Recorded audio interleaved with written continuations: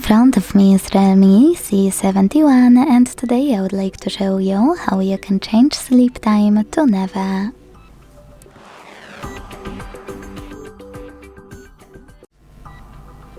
Begin by opening Play Store and downloading free app called Caffeine Keep Screen On. It has to be from this developer. When your app is ready, launch it. Hit OK in Welcome pop-up and tap on Timeout to make sure Infinite is on. When you finished, go into Tab menu. Now it's time to edit your shortcuts. In order to do that, click on those three dots at the top right corner and select Edit in the pop-up. Now scroll all the way down to look for Caffeine 1 and click on green button to add it.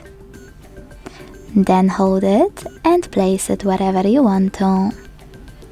Go back, click on it, and as you can see, mine turned blue.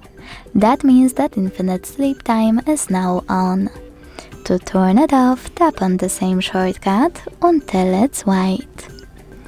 Thanks so much for watching. If you enjoyed this video, leave a like, comment and subscribe. Bye!